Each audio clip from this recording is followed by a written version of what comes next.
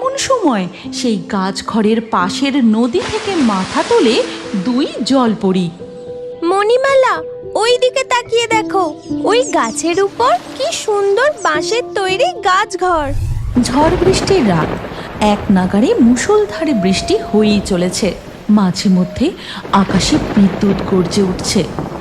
এমন সময় দেখা যায় শিমুলতলির জঙ্গলে তিনটি পরী উড়তে উড়তে কি যেন খুঁজছে।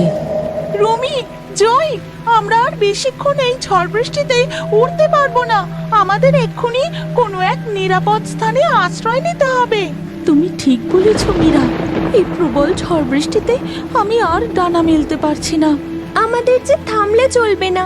আমরা যে রহস্যময়ী সোনালী ফল খোঁজার জন্য এখানে এসেছি, সেই ফল নিয়ে অতি শীঘ্রই আমাদের পরিরাজ্যে ফিরতে হবে।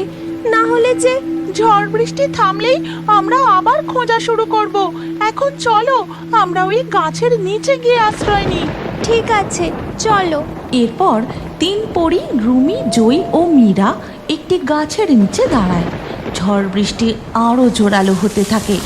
এই জঙ্গল থেকে কিছুটা দূরে এক মাটির কুটিরে বসবাস করে এক কাঠুরে দম্পতি। গিন্নি, ঝড় বৃষ্টি যে আরো বাড়ছে, আমাদের কুঁড়ে ঘরের চাল উড়িয়ে নিয়ে না চলে যায়। চুপ করো তুমি, এমন অশুভ কথা বলোনি। আমারও তো চিনতে হচ্ছে বাগানে আমের গাছগুলোতে আমগুলো ঠিক আছে কিনা। যা ঝড় দিচ্ছে মনে হয় সব আম ঝড়ে পুড়ে যাবে। আমি বরং হারিকেনটা নিয়ে একবার বাগানে গিয়ে দেখে আসি আমগুলো ঝড়ে পড়ে গেল কিনা। এই কথা বলে মহেশ হারিকেনটা নিয়ে ঘর থেকে দুয়ারে বেরিয়ে দাঁড়ায়। তখনই আকাশে জোরে বিদ্যুৎ গর্জে ওঠে। আর এই দেখে ললিতা দুয়ারে বেরিয়ে এসে তার স্বামীকে বলে, বাসটা মনে হয় আশেপাশেই কোনো গাছে পড়লো। আকাশের অবস্থাটাও একদম ভালো না, মনে হয় সারা রাতই ঝড় বৃষ্টি হবে। শোনো না, বলি কি, আমরা বরং শুয়ে পড়ি, কাল সকালে না হয় তুমি বাগানে যেও। ওদিকে তখন জঙ্গলে দেখা যায় গাছের গোড়ায় ওই তিন পরী আর দাঁড়িয়ে নেই, তারা মাটির উপর লুটিয়ে পড়ে আছে। চলো গিন্নি, আমরা বরং শুয়েই পড়ি। এই কথা বলে মহেশ ও তার স্ত্রী ঘরে গিয়ে তাদের বিছানায় শুয়ে ঘুমিয়ে পড়ে। এরপর রাত যত গভীর হয় বৃষ্টির বেগ আরও বাড়তে থাকে। রাত পেরিয়ে ভোরের দিকটায় ঝড় বৃষ্টি একদম থেমে যায়। এরপর ধীরে ধীরে সকাল হয়। গিন্নি, সকাল হয়ে গেছে। আমি এবার জঙ্গলে গিয়ে দেখি আমাদের আমগুলো ঠিকঠাক আছে কিনা, না ঝড়ে সব আম পড়ে গেল। ঠিক আছে, যাও তবে, আমি রান্না চাপাই। এরপর মহেশ তার কুড়ুল সঙ্গে নিয়ে জঙ্গলের দিকটায় যায়। তারপর তাদের আম গাছের কাছে গিয়ে দেখে এক অদ্ভুত কাণ্ড। তাদের আম গাছের নিচে তিন অতীব সুন্দরী পরী শুয়ে রয়েছে, আর তাদের পাশেই গাছের ডাল ভেঙে পড়ে রয়েছে। আমি কি দেখছি? এই যে রূপকথার গল্পের মতো ডানাওয়ালা পরী, কি অপরূপ সুন্দরী! কিন্তু ওরা এভাবে মাটির উপরে পড়ে রয়েছে কেন? আমি একটু কাছে গিয়ে দেখি তো। মহেশ একটু সাহস নিয়ে পরীদের কাছে গিয়ে তাদের ডাকতে থাকে। শুনছো? তোমরা কারা? কোথা থেকে এসেছো? শুনছো? আমার কথা শুনতে পাচ্ছ? ওঠো, তোমরা এভাবে মাটির উপরে শুয়ে রয়েছে কেন? কি হয়েছে তোমাদের? মহেশের ডাকাডাকি শুনে তিন পরীর জ্ঞান ফিরে আসে। তখনই তারা উঠে দাঁড়ায়। তারপর, আমাদের এক্ষুনি উড়ে পালিয়ে যেতে হবে, চলো তোমরা। মীরা, জয়, আমার ডানায় খুব ব্যথা, আমি ডানা মেলতে পারছি না। দাঁড়াও, আমি এক্ষুনি জাদুদণ্ড দিয়ে তোমার ডানা ঠিক করে দিচ্ছি।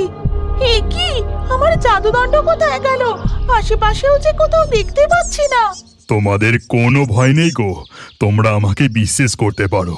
আমি এক গরিব কাঠুরে, এই জঙ্গলের পাশেই এক মাটির কুটিরে থাকি। আমি তোমাদের কিচ্ছু করব না, তোমরা আমাকে ভয় পেও না। মহেশের মুখে এই কথা শুনে জয় পরী বলে, আমরা হলাম জাদুনগরীর পরী। এই জঙ্গলে এক বিশেষ ফলের খোঁজে এসেছি। সেই ফল আমাদের খুবই প্রয়োজন, সেটা পেয়ে গেলেই আমরা এখান থেকে চলে যাব। কিন্তু জয়, আমাদের তিনজনের জাদুদণ্ডই যে খোয়া গেছে, রুমি পড়ে উঠতে পারছে না। ওকে ছাড়া আমরা এখান থেকে যাই কিভাবে? যতদিন না ও পুরোপুরি ঠিক হচ্ছে ততদিন তো আমরা উড়ে পরিনগরীতেও ফিরে যেতে পারবো না। এখন আমরা কোথায় থাকবো? এই জঙ্গলে থাকলে আমাদের অন্য কোনো মানুষ দেখে ফেললে যে বিপদ হবে। পরীদের কথা শুনে মহেশ বলে, তোমরা চিন্তা করো না, এই বাগান আমার, এখানে তোমাদের কোনো ভয় নেই। আমি পেশায় কাঠুরে, কাঠ দিয়ে বাঁশ দিয়ে আমি নানান জিনিস বানাতে পারি। আমি বরং নদীর পাড়ে ওই গাছে তোমাদের জন্য একটা বাঁশের গাছ ঘর তৈরি করে দিই। তোমরা বরং ওই গাছ ঘরেই থেকো। ঠিক আছে, যতদিন না রুমির ডানা ঠিক হচ্ছে আর আমরা আমাদের জাদুদণ্ড ও ওই মায়াবী ফল খুঁজে পাচ্ছি, ততদিন আমরা আপনার তৈরি গাছ ঘরেই থাকবো। ঠিক আছে, ঠিক আছে, তোমাদের যতদিন ইচ্ছা তোমরা ততদিন ওই গাছ ঘরেই বসবাস করো, কেমন? এরপর মহেশ বাঁশ নিয়ে এসে গাছের উপরে বাঁশের তৈরি গাছ ঘর তৈরি করে ফেলে, আর পরীরা ওই গাছ ঘরের মধ্যেই থাকতে শুরু করে। ওদিকে মহেশ ঝরে পড়া কাঁচা আম কুড়িয়ে কাঠ কেটে বাড়ি ফিরে যায়। তারপর তার স্ত্রী ললিতাকে সব কথা খুলে বলে। ও মা, এ তো অবিশ্বাস্য ঘটনা। তুমি ওই পরীদের জন্য ঘর বানিয়ে দিয়ে ভালোই কাজ করছো।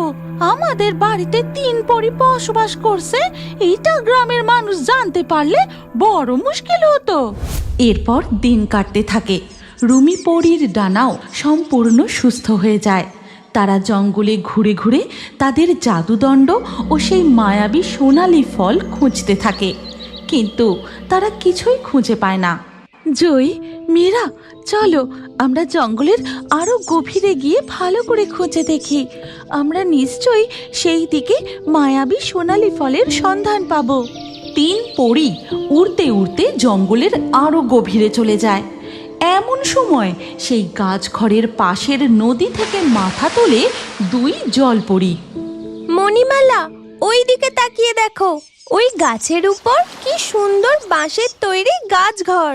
ও মা, কি সুন্দর! আমি তো জানতাম স্থলভাগে মাটির উপরেই ঘর বাড়ি থাকে, এই যে দেখছি গাছের উপরেও বাড়ি। আমরা যদি ওই গাছ ঘরে যেতে পারতাম কতই না ভালো হতো। সারা দিন ওই গাছ ঘরেই বসে থাকতাম আর এই মনোরম জঙ্গলের পরিবেশ উপভোগ করতাম। তুমি একদম ঠিক কথা বলেছ, কিন্তু ওই গাছ ঘর যে ফাঁকা, ওর মধ্যে তো কাউকেই দেখতে পাচ্ছি না। তাহলে ওই গাছ ঘরে কি কেউ থাকে না? এখানেও ওই সোনালি ফল নেই, কিন্তু রানীপরি যে বলেছিল পৃথিবী লোকে গ্রীষ্মকালে ওই সোনালি ফল গাছে ধরে, কিন্তু কোথায় সেই ফল? চলো আমরা এখন গাছ ঘরে ফিরে যাই। এই কথা বলে 3 পরী তাদের গাছ ঘরের কাছে ফিরে যায়। জয়ী ও রুমি গাছ ঘরে বসে, আর মীরা নদীর পাড়ে দাঁড়িয়ে থাকে। তখন জলপরীরা পরীদের দেখে বলে, তোমরা কারা গো? তোমরা উড়তেও পারো? ওই গাছ ঘর কি তোমাদের? এক ভালো কাঠুরে আমাদের এই গাছ ঘর বানিয়ে দিয়েছে। আমরা হলাম পরীনগরের পরী। এক বিশেষ ফলের খোঁজে আমরা এই পৃথিবী লোকে এসেছি। এখানে এসে আমরা বড় বিপদে পড়েছি। কি বিপদ বলো আমাদের, যদি আমরা কোনো সাহায্য করতে পারি। তোমরা আমাদের সাহায্য করবে, কিন্তু তোমরা কারা?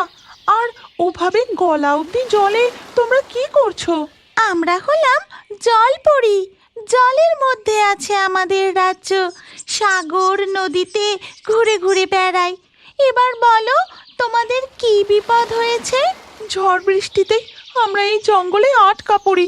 তারপর মীরা জলপরীদের সেদিনের সমস্ত ঘটনা খুলে বলে, আর বলে, যখন চোখ খুলি তখন দেখি আমাদের জাদুদণ্ড আমাদের কাছে নেই। কোথায় যে হারিয়ে গেল? মীরার মুখে এই কথা শুনে মুক্তমালা বলে, মণিমালা, এখানে আসার সময় নদীর নিচে আমি 3টি ছোট লাঠির মতো অদ্ভুত জিনিস দেখেছিলাম। ওই 3টি ছোট লাঠি এই 3 পরীর 3 জাদুদণ্ড নয় তো? হ্যাঁ হ্যাঁ, তাহলে ওই 3টে লাঠি আমাদের জাদুদণ্ড হবে মনে হয়। তোমরা আমাদের জাদুদণ্ড তুলে এনে দিতে পারবে? হ্যাঁ, অবশ্যই। এরপর মণিমালা ও মুক্তমালা নদীর জলে ডুব দিয়ে সেই জায়গায় গিয়ে ওই 3টি লাঠি তুলে নিয়ে আসে।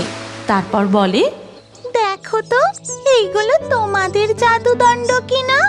মনে হয় বৃষ্টির জলে ভেসে গিয়ে নদীর জলে পড়ে গিয়েছিল। এই তো আমাদের জাদুদণ্ড। জয়ী, রুমি, তাড়াতাড়ি নিচে নেমে এসো। মীরার ডাক শুনে বাকি 2 পরী নিচে নেমে আসে। তারপর মণিমালা ও মুক্তমালা 3 পরীর জাদুদণ্ড ফিরিয়ে দেয়। তোমাদের অসংখ্য ধন্যবাদ মণিমালা ও মুক্তমালা জলপরী। তোমরা কি চাও বলো? তোমরা যা চাইবে আমরা তোমাদের তাই দেব।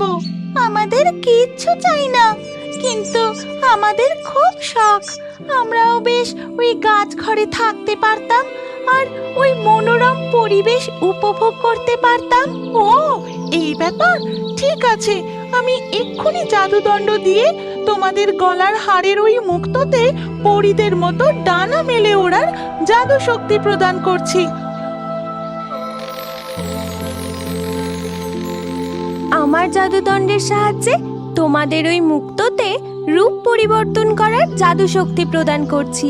এতে তোমরা যে কোনো রূপ ধারণ করতে পারবে। আর আমি তোমাকে অদৃশ্য হবার জাদু শক্তি প্রদান করছি। আর এই সব কিছু দূরের এক গাছের আড়াল থেকে লুকিয়ে লুকিয়ে দেখতে থাকে এক লোভী জেলে। তুমি কি জানো, তোমার নামও আমাদের কার্টুন ভিডিওর মধ্যে থাকতে পারে। আজকের লাকি ড্রয়ে নির্বাচিত নামগুলি হলো রিয়া, অঙ্কিতা, জয়িতা, লিজা, পারুল, দিয়া, রীতা, নিহা, সুলগ্না, ইমন, নাজমুল, নার্গিস, রুমি, ইমরান, তাসকিন। আপনার নামসহ সেরা কমেন্ট করে পরবর্তী ভিডিওতে দেখার জন্য এক্ষুনি পরীর গল্প কার্টুন চ্যানেলটি সাবস্ক্রাইব করে নিন। তারপর আপনার নাম কমেন্টে লিখে দিন। আর স্ক্রিনের উপরে আসা এই পরবর্তী ভিডিওতেও ক্লিক করে ওই ভিডিওতেও আপনার নাম লিখে দিন। আপনার নাম আমাদের কার্টুন ভিডিওতে অবশ্যই দেখতে পাবেন।